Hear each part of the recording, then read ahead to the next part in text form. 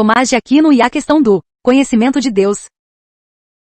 Sem levarmos em consideração as inúmeras citações que Tomás de Aquino fez de Pseudo-Dionísio, podemos dizer que há, pelo menos, dois fortes motivos que indicam que Tomás foi, consideravelmente, influenciado pelas ideias pseudo-dionisianas. O primeiro motivo está na sua estadia em Colônia. Nessa ocasião, Tomás era aprendiz do filósofo e teólogo Alberto Magno. Em 7 de junho de 1248, a Ordem Católica dos Dominicanos, reunida em Paris, decidiu pela criação de um Studium Generale, Estúdio Geral. Esse acontecimento foi muitíssimo importante para o desenvolvimento teológico do jovem Tomás, pois foi nesse estúdio que ele iniciou os seus estudos de teologia sob a direção de Alberto Magno.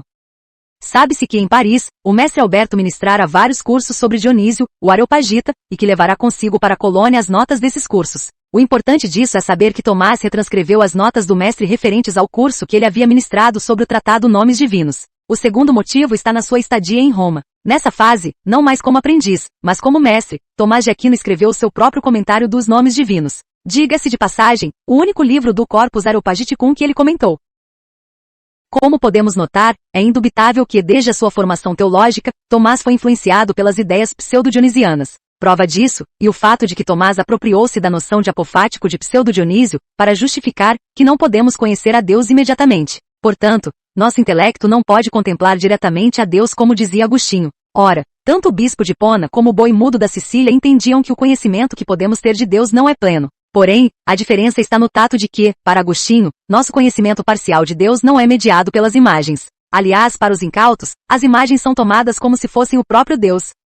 De acordo com Agostinho, a parte de Deus que pode ser conhecida diretamente pelo nosso intelecto depende de que o próprio Deus ilumine-se a si mesmo. Em contrapartida, Tomás via nas imagens a única possibilidade do intelecto conhecer a Deus. Para realizar tal conhecimento, o intelecto não depende exclusivamente da luz divina, pois ele mesmo possui uma luz natural outorgada pelo próprio Deus. Em seu ponto de vista, o intelecto conhece a Deus ao iluminar as imagens que possui, e ao abstrair delas a essência das coisas. Como Deus não tem imagens, pois é incorpóreo, e a única maneira de um intelecto conhecê-lo, e comparando-o com as coisas criadas.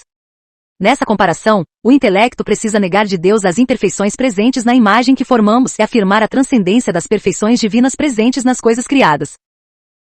Ora, se Deus não pode ser captado pelo conhecimento sensorial, e se o conhecimento sensorial, no estado de vida corpóreo, é o único meio pelo qual podemos conhecer intelectualmente a Deus, então, não podemos saber de Deus o que ele é, catafático, mas só o que ele não é, apofático. Portanto, todo conhecimento intelectual que o ser humano pode ter de Deus é apofático, isto é, negativo. Nas palavras de Tomás, quando algo nos é conhecido, então, nos resta investigar como este algo é, para que se saiba a seu respeito o que é. Ora, como não podemos saber a respeito de Deus o que ele é, mas o que ele não é, então, não podemos considerar a respeito de Deus como ele é, mas antes como ele não é. Sobre essa afirmação de Tomás, Etienne Gilson diz algo sobremodo esclarecedor.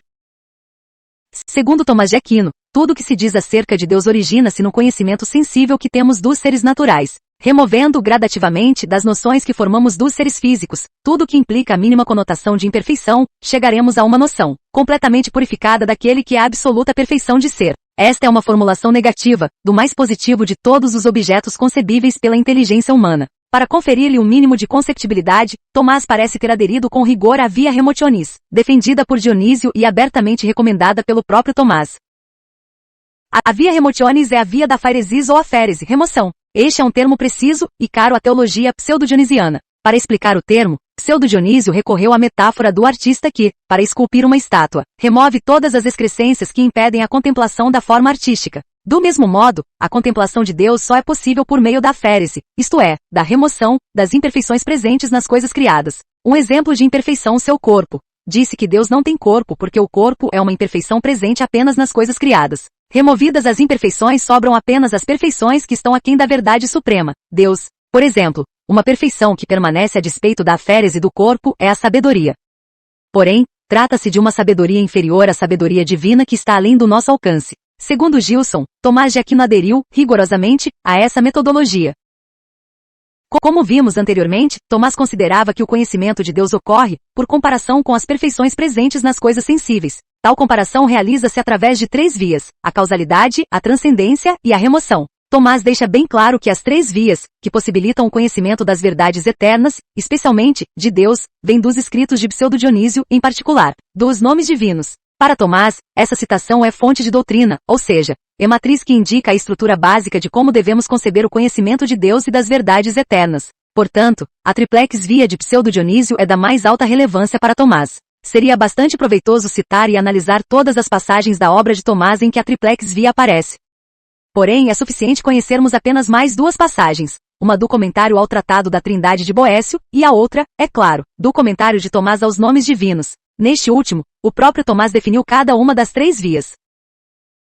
Assim, portanto, a partir da ordem do universo, como por uma certa via e ordem, subimos pelo intelecto, de acordo com nossa virtude, a Deus, que está acima de tudo. Isto, de três maneiras. Primeiro e principalmente pela remoção de tudo, pois nada daquilo que contemplamos na ordem das criaturas, julgamos ser Deus ou adequado a Deus. Segundo, por transcendência. Com efeito, não removemos de Deus as perfeições presentes nas criaturas, mas, pelo fato de que ele transcende toda a perfeição da criatura, removemos dele a sabedoria, pois ele transcende toda a sabedoria. Terceiro, de acordo com a causalidade de tudo, pois consideramos que o que quer que haja nas criaturas procede de Deus como causa.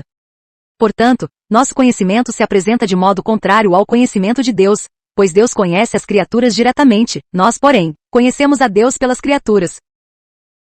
As vias se determinam a partir de um centro comum, a distância entre Deus e as criaturas. Essa distância é, ao mesmo tempo, dependência de Deus, conforme a causalidade, transcendência de Deus, conforme a iminência da causa em vista de seus efeitos, e por último, consciência de que Deus é transcendente, conforme o processo da negação. Por certo, as três vias acentuam o caráter transcendente de Deus. Contudo, é preciso notar que a triplex via de Tomás não é determinada apenas pelo conhecimento intelectual, mas também pelo conhecimento sensorial. Não podemos esquecer que é devido ao estado de vida corpórea, isto é, do intelecto unido ao corpo, que se torna impossível conhecer qualquer coisa sem se voltar às imagens.